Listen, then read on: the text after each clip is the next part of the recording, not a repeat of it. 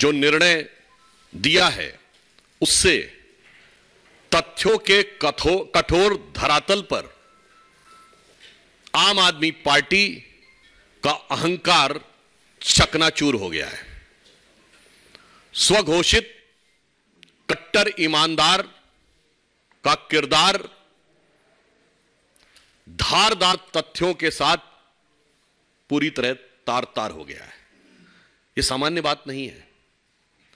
देखिए, जिस प्रकार से उन्होंने जमानत के लिए नहीं, यह बात हम ऐसे नहीं करें, उन्होंने तो सीधे सीधे अपनी अभिरक्षा को ही, यानी अपनी हिरासत को ही चुनौती दी थी। अहंकार यह था कि मुझे छूट नहीं चाहिए, मुझे दूसरे को गलत साबित करना, इसलिए मैंने कहा कि वह अहंकार चूर चूर हो गया है।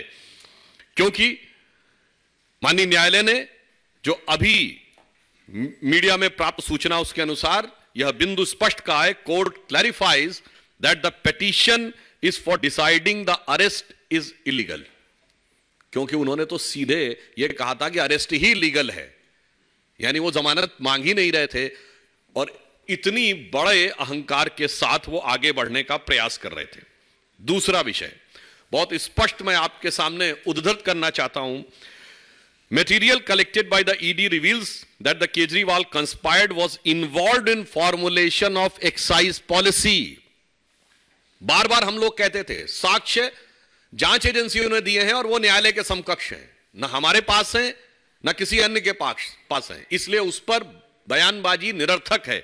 स्पष्ट रूप से कोर्ट कह रहा है कि जो साक्ष्य दिए गए उससे प्रतीत होता है कि वह नीति बनाने में बाकायदा कंस्पायर्ड द एक्साइज पॉलिसी, और फिर लिखा हुआ है was involve in the formulation of the excise policy and use the proceed of crime, यानी वो नीति निर्धारण में मुख्य कर्ता धर्ता थे और उससे प्राप्त चीज को अवांछित आपराधिक चीजों में प्रयोग किया गया। He is also allegedly involved in the personal capacity in the formulation of the policy and demanding the kickbacks, and secondly in the capacity of national convener, यानी प्रथम दृष्टया वो नीति को बनाने में मुख्य सूत्रधार थे और फिर उसके बदले में धन प्राप्त करने में अपनी दूसरी भूमिका यानी आम आदमी पार्टी के संयोजक के रूप में कर्ता धर्ता थे। उसके उपरांत माननीय न्यायालय ने एक और गंभीर ऑब्जर्वेशन दिया है। Court says doubting grant of the pardon of the approver amounts to casting aspersion on judicial process, अर्थात किसी को जमानत दी गई या नहीं इस पर टिप्पणी करना सीधे सीधे न्यायपालिका के ऊपर टिप्पणी करने के समान है। भाई अगर आप देखें तो इसी आधार के ऊपर अभी संजय सिंह जी को तो बेल मिली है। आप इस ढंग से राजनीतिक आधार के ऊपर कोर्ट के निर्णयों के ऊपर समीक्षा, आक्षेप और कटाक्ष नहीं कर सकते हैं। इसके आगे और स्पष्ट रूप से कहा गया है, who gives ticket for contesting election and who purchases electoral bond is not the concern of the court. यह बहुत महत्वपूर्ण प्रेक्षण है, is a very significant observation by the high court कि किसको टिकट दिया गया, किसने इलेक्टोरल बॉन्ड लिया, इस विषय का कोर्ट की प्रोसीडिंग से कोई लेना देना नहीं है। अर्थात जो एक कानूनी विषय को वह राजनीतिक विषय बताने का प्रयास कर रहे थे, that was cleverly when he was trying to put a cover of technicality on their hidden motive of politicality which has been totally discarded by the court. अब देखिए एक और बिंदु पे कहा है, the investigating agency under the criminal jurisprudence can't be directed to conduct the investigation as per convenience of the person. जो वो बार बार कहते थे कि ईडी हमें यह बताए कि इस तरीके से मुझे जवाब देना या उस तरीके से मुझे इस कैपेसिटी में बुलाया जा रहा है, इस कैपेसिटी में। बहुत स्पष्ट कहा है कि आरोपी को यह अधिकार नहीं है किसी व्यक्ति को कि वो ये तय करे कि किन नियमों, किन प्रावधानों या किस प्रक्रिया के तहत अथवा किस रूप में जांच एजेंसी उससे जांच करना चाह रही है। अगला बिंदु और गंभीर है, the court won't lay down different categories of law, one for common citizens and other granting special privilege to chief minister। आम आदमी पार्टी मैं पुनः अंडरलाइन करके कहता हूं, आम आदमी पार्टी के तथाकथित आम आदमी मुख्यमंत्री के बारे में स्पष्ट रूप से माननीय न्यायालय कह रहा है कि सामान्य यानी आम आदमी के लिए एक नियम और आम आदमी पार्टी के मुख्यमंत्री के लिए दूसरा नियम, यानी नाम तो आम, दीवाने आम, और चाहते हैं कि डील किया जाए दीवाने खास की तरह, तो यह खासो खुसूस खासियत पूरी तरीके से खारिज कर दी गई कोर्ट के द्वारा। पुनः मैं कहना चाहता हूं, यह सबसे महत्वपूर्ण बात है। ये वही थे जो नाना प्रकार की चीजें कहते थे, मैं बंगला नहीं लूंगा, मैं गाड़ी नहीं लूंगा, मैं टोपी पहनूंगा, मैं सिक्योरिटी नहीं लूंगा, वगैरह वगैरह। जबकि मैं सारी बातें कर रहा हूं, ये सारी चीजें आवश्यकता होती हैं, सुरक्षा की आवश्यकता होती है, परंतु ये जो आम आदमी का चोला था वो पूरी तरीके से धराशायी हो गया, क्योंकि वो खुद एक खास ट्रीटमेंट चाह रहे थे। इसके उपरांत कोर्ट कहता है, court on necessity of arrest, जो उन्होंने कहा कि क्यों उनको हिरासत में लेना चाहिए। ED was in process of enough material which has led to arrest of Kejriwal, non joining of investigation by Kejriwal, delay caused by him was also impacted those in the judicial custody।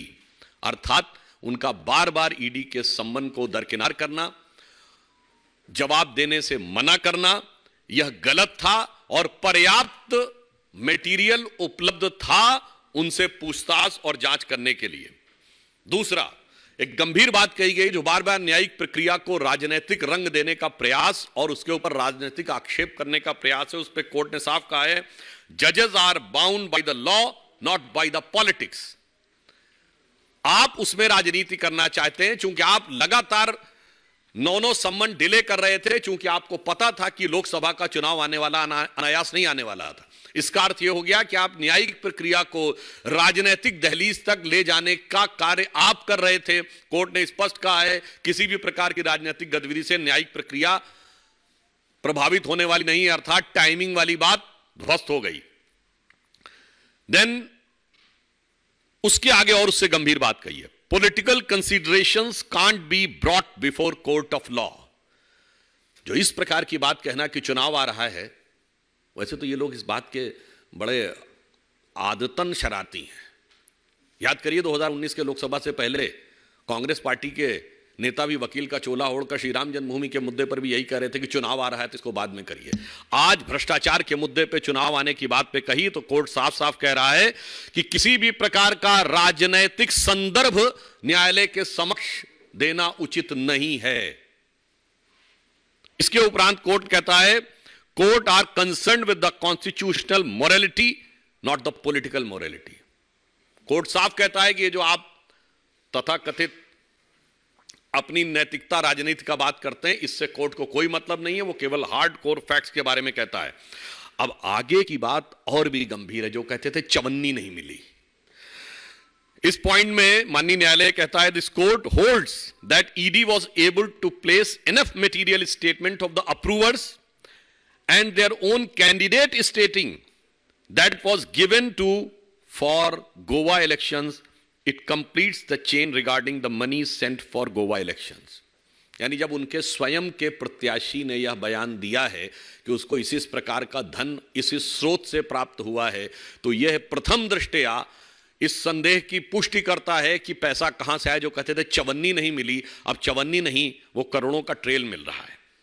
इसलिए हम ये बात साफ कहना चाहते हैं कि इंडिया अगेंस्ट करप्शन की अन्ना क्रांति से शुरू हुआ आंदोलन आज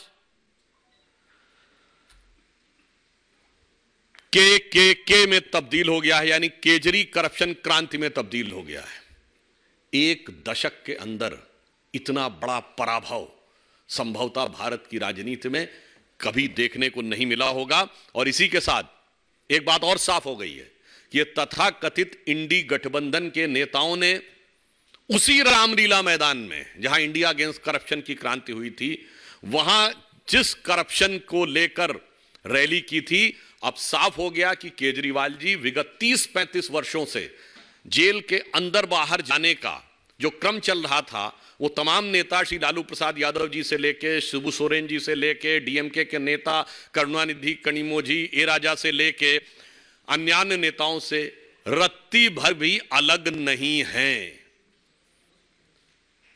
न्यायिक दृष्टि से वो ठीक उतने ही दोषी हैं जितने नेताओं के साथ आज खड़े थे। तो आप सोचिए वो कहां से कहां खड़े हो गए। और उससे ज्यादा गंभीर बात यह है, आज आपने देखा कि तृणमूल कांग्रेस के सांसद, जो कि पश्चिम बंगाल में हुई हिंसा को कवर फायर देने के लिए चुनाव आयोग के पास गए थे, तो उनको बचाने के लिए ये मौसेरे भाई आम आदमी पार्टी वाले उनको कवर फायर देने के लिए गए थे। अर्थात इन पार्टियों का चेहरा और चरित्र पूरी तरीके से उजागर हो गया है, जब यह साफ साफ कहा जा सकता है कि आज जो कुछ हुआ है इसने भारत की राजनीति में जन सामान्य के लिए और भारत के प्रबुद्ध नागरिकों के लिए एक प्रश्न छोड़ा है कि कई बार ये नई राजनीति के प्रयोग का छलावरण लेकर जो लोग आते हैं, उनकी अंदरूनी हकीकत क्या होती है, ये पूरी तरीके से आज साफ साफ सबके सामने आ गया है।